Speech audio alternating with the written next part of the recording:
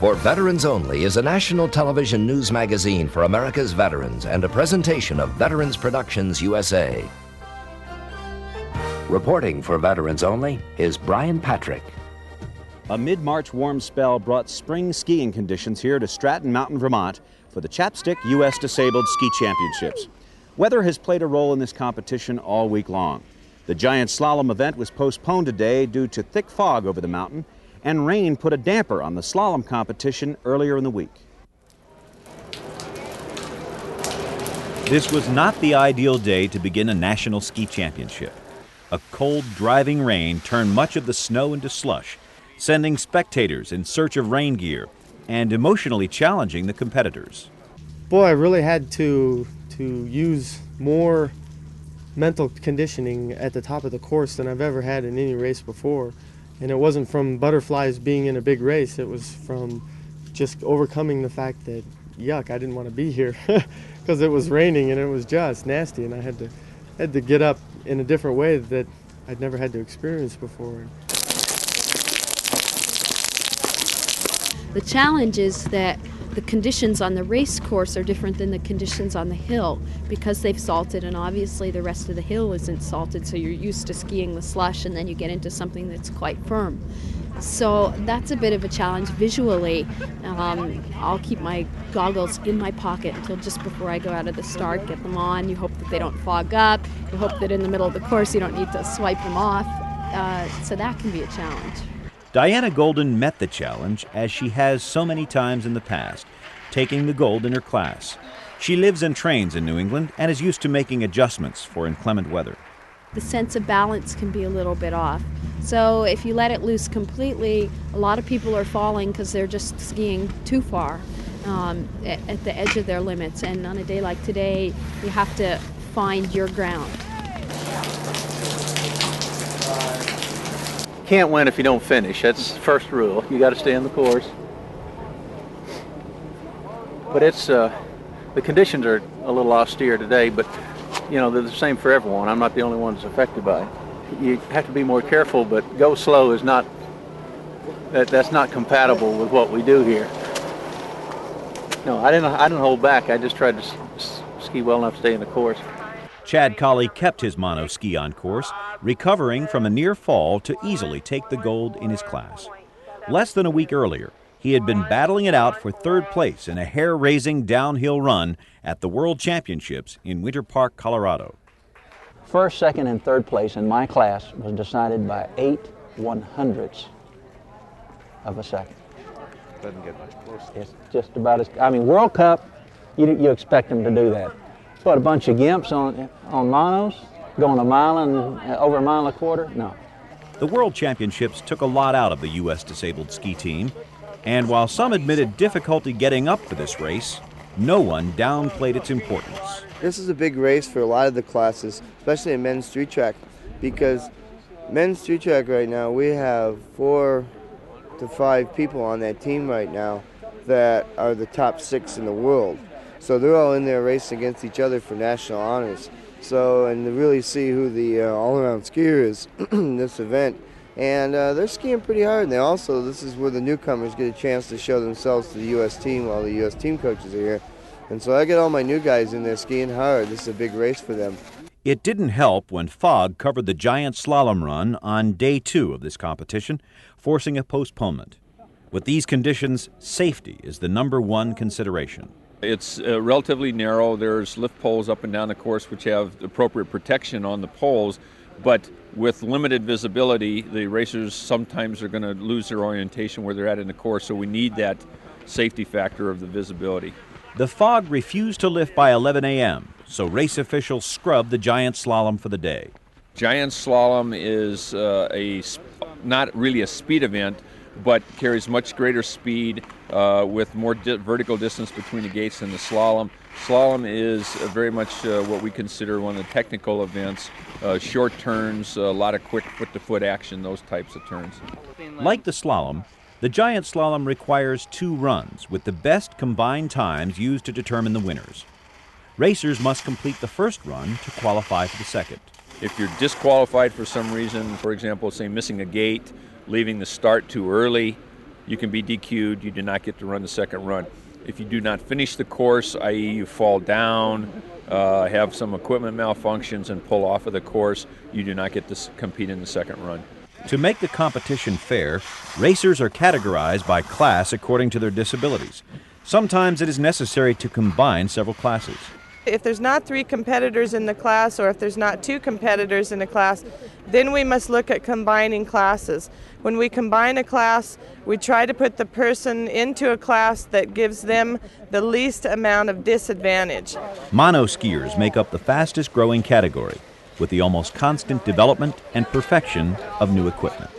We do have 3 different classes of monoskis based on functional disability, and we are seeing the most improvement out of that class. 3 years ago, they were down as the slowest times.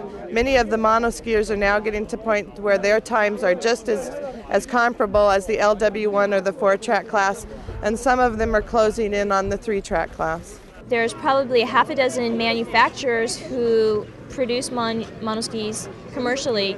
The majority of people build monoskis out of their garages, and the equipment is really young, really new, and I think that in the next 5 to 10 years we're going to see major growth. Shannon Blodell is not only a monoski racer. As president of National Handicap Sports in Seattle, she's active in recruiting future athletes for this sport.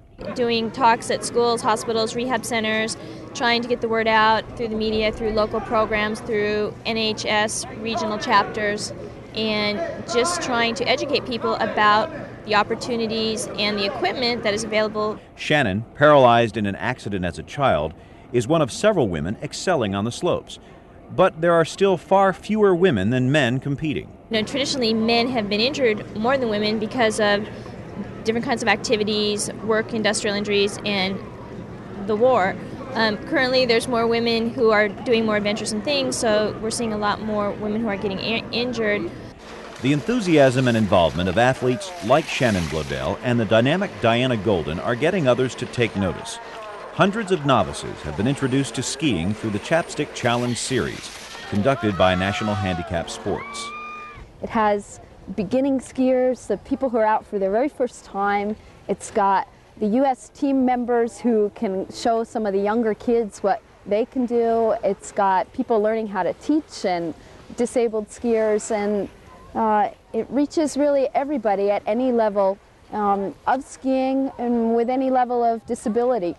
About 1,000 volunteer instructors have been trained this year through the Chapstick Racing Series at regional events around the country. And that's the real legacy of the whole Chapstick Challenge series, because those people will be able to stay in their own community and for years to come reach hundreds of disabled individuals and teach them a tremendous sport.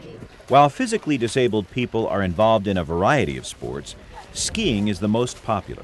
Because gravity is doing a lot of the work, and the special equipment is enabling almost any disability to participate in the sport of skiing. Also, in the past, we as disabled individuals, when winter came, we kind of went into our homes and we didn't come out again and put up our wheels, so to speak. And now there is a sport that we can conduct during the winter when we would generally be inactive. Gives me a lot to do now in the wintertime. That makes the winter go by a lot faster now. Gives me plenty to do. Keeps me in good shape. Well, except for my belly, that is. Tony Santilli is the Associate Chief of Prosthetic Services at the VA Medical Center in Boston. He never misses an opportunity to involve other disabled veterans in sports. A lot of the times the veterans will be just kind of sitting around the hospitals or sitting around their homes or their rooms someplace and thinking about, that's it. Once you get wounded or once you get disabled, there's nothing left to do, which is not true. It was a war wound that motivated Homer Jennings to return to skiing after his service with the Navy in Vietnam. He'd skied for fun before his injury, but only began racing after losing part of his arm. As a result of the gunshot wound, though, I wanted to get back into athletics, and skiing was one that was an easy route to take. And as a result of that, I think the rehabilitation of my hand and arm benefited. Jennings is now head coach of the U.S. Disabled Ski Team. This is an elite group of athletes competing at a level that may have seemed impossible just a few short years ago. and it's been veterans that are making it happen. Without that veteran coming out of Vietnam already knowing what it took to be a sportsman, already knowing that you had to sacrifice, there was a certain amount of physical effort that was required to be an elite athlete, that there was a price to be paid, it wouldn't have happened. Vietnam veteran came into the arena and demanded the sport be legitimized. And throughout the history of the team, the Vietnam veteran has demanded that and influenced the route that the team has taken, to where now anybody on this team can go out in the able-bodied world and proudly say that he's an elite-level athlete. Most of the major military hospitals in this country had disabled skiing as part of the rehabilitation process in the late 60s up through about 71, maybe even 72. That quickly expanded into the rest of the country and the formation of organizations such as National Handicap Sports. But if you go back into the history of that organization, veterans played a key role in forming that group, and many of us are still involved. Disabled Vietnam veteran Danny Poofpoff is a ski racer turned coach. He's seen the sport develop from a bunch of guys getting together for a ski party to what it is today. We're putting on pretty major races. The courses are very challenging. We race under FIS rules.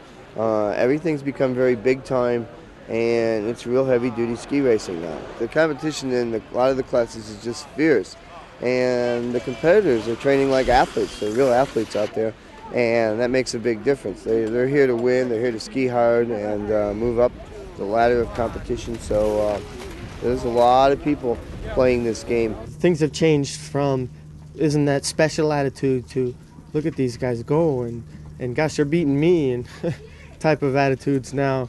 We train all year round, and we work hard at what we do and expect the same respect that any other athlete that trains and works hard at what he does to excel in his field. The hard work and sacrifice these athletes endure to achieve success is often shared by friends and family members. We've watched veteran Urban Mayaris of San Diego develop as one of the fastest blind skiers in the world. His wife Joanne has quietly contributed to that success. I think just being there, supporting him, and knowing that he enjoys doing it, and I enjoy seeing him. He feels better, he looks better, health-wise he's doing better. I'm just there to support him in any way I can, and emotionally I'm there. It's probably harder on me to see him go down the slopes than anything, because I'm more of a panic. I mean, he knows what he's capable of doing. Whether you are watching or racing, there was a great sigh of relief when the sun came out and the course was set for 2 days of exciting giant slalom competition. Pretty tensed up. You don't really think about anything. You just think about going fast. You know, you've done all the thinking, getting prepared for your run.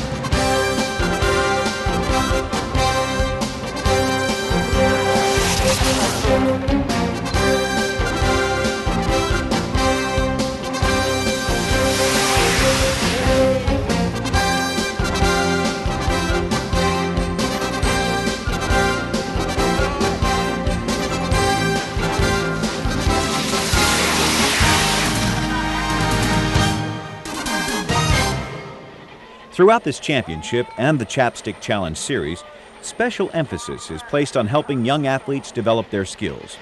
This effort continues all year long, largely through the regional chapters of National Handicap Sports. It will undoubtedly improve the quality of disabled skiing in years to come. The earlier somebody can get started, can get exposed to it, can have, get timed runs in gates, in starts under their belt, they will develop their ski racing ability much better.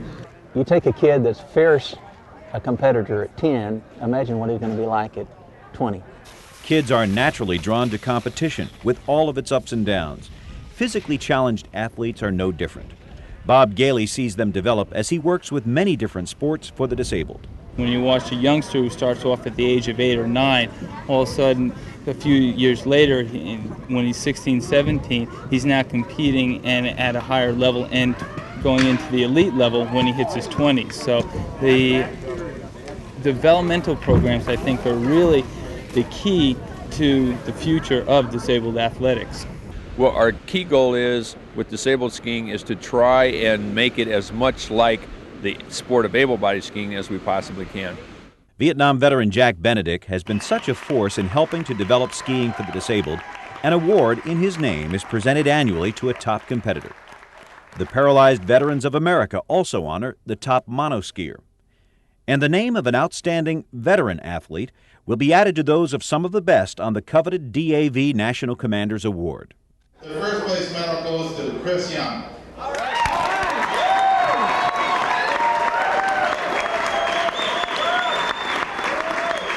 Chris Young broke his back in a Coast Guard plane crash in Alaska 8 years ago. The crash left him partially paralyzed, but that hasn't stopped him from becoming one of the world's best athletes. He's a competitor, a champion, but first, a veteran. This has got to be the best I've ever gotten. The recognition from the veterans feels better than winning at the World Championships. It does.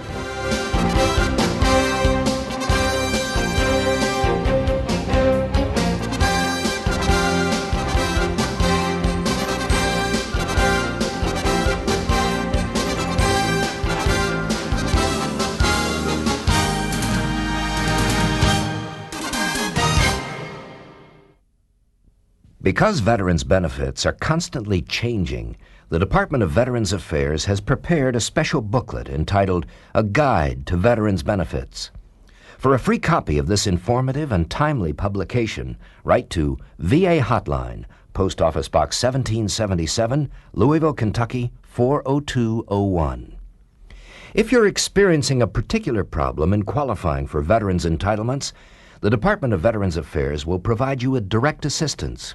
Address your correspondence to VA Hotline, Post Office Box 1777, Louisville, Kentucky 40201.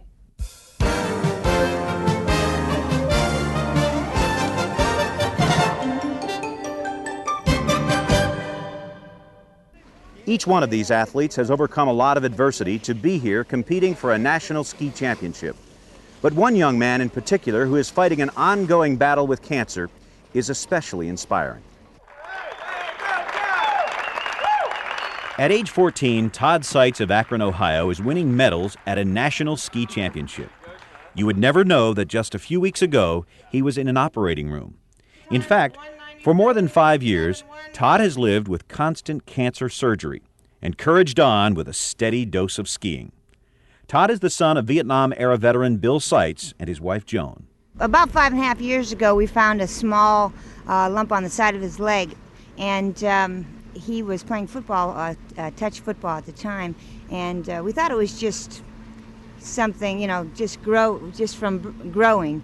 And we took him into the doctor, and they did x-rays, and at the time they found that the bone had been shattered already by the tumor, and they felt then it was bone cancer. So they put him in the hospital. And 5 months later, they took his leg. His biggest fear was he going to die? And we told him the truth. It is possible that he had cancer, and that what he had could take his life, but that we would do everything possible. And he said, well, as long as he didn't die, that he didn't care about losing his leg. If you hear Todd's comments anytime before surgery or after surgery, that makes you feel good. He is not a down kid. Everything is up. My wife told him before this surgery that it was mind over matter, and he told her that it was okay because he didn't mind and it didn't matter. So, and that's his attitude with anybody that talks to him about what he's been through, and it makes us feel great. He's carried us through the whole thing in the last 5 years, to be truthful about it. Todd skied actually 30 days after they took his leg. I was only 8 years old and I was on chemotherapy, and it really drained my energy, and I was really tired and weak, and it wasn't really fun because I couldn't really do that much, but it was interesting. Todd credits his parents with helping him get started skiing right away after losing his leg. A month after my surgery, I was out skiing, and they never hold me back. They don't like me to sit around at all. Unlike some parents who won't let their kids do anything, my parents have always pushed me to do something. Most parents don't let their young kids go out. They seem to want to overprotect them, in my opinion. It's been our policy that we didn't have anything to do with Todd getting the cancer, and to let him go and do anything he wants to do.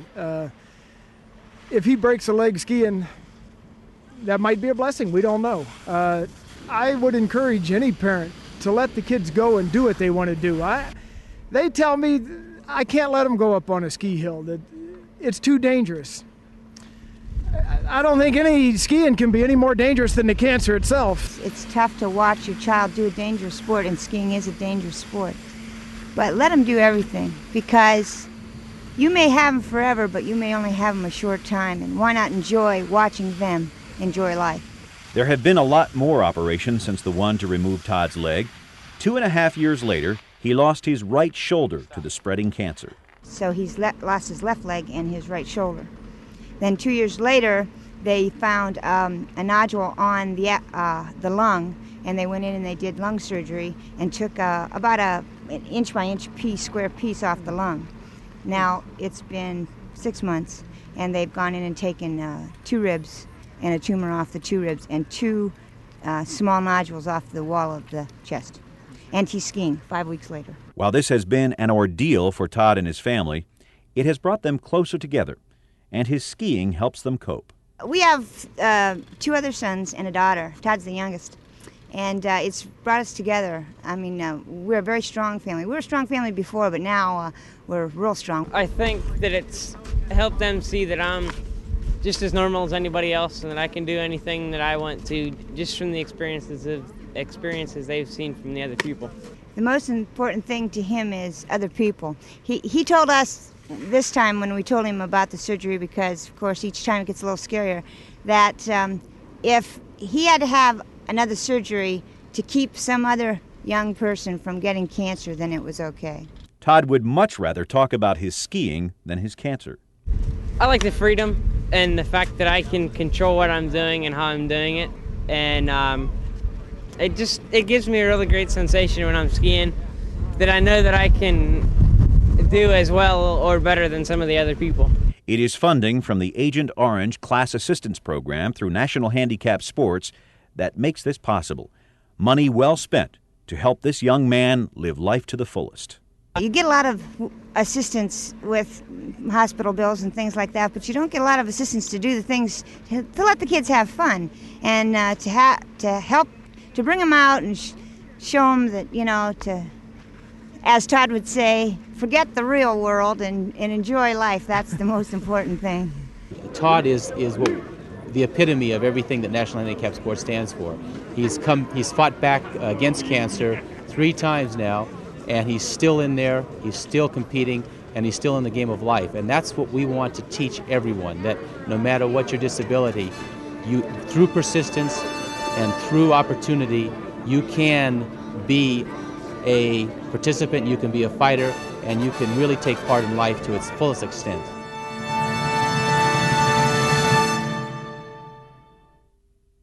Next week on For Veterans Only, another Veterans Forum with host Rick Shannon in Washington. Tom Collins, a former Vietnam fighter pilot and POW, who now heads the Department of Labor's Veterans Employment and Training Service, discusses veterans' employment opportunities and challenges for the 90s. I'm Brian Patrick. Thanks for being with us for the Chapstick U.S. Disabled Ski Championships from Stratton Mountain, Vermont. We hope you'll join us next time on For Veterans Only. This week, For Veterans Only salutes the 1st Cavalry Division Association. For information on this year's reunion, call toll-free 1-800-234-9313. That's 1-800-234-9313. Or write 1st Cavalry Division Association, Copperas Cove, Texas, 76522-1799. Share For Veterans Only with your friends and other veterans. A VHS copy of this week's program is available for $24.95, including postage and handling. To order your copy of For Veterans Only, call toll-free 1-800-874-VETS. That's 1-800-874-VETS. You can charge your order on Visa or MasterCard, or you can pay by check or money order. To get For Veterans Only on VHS, call now 1-800-874-VETS.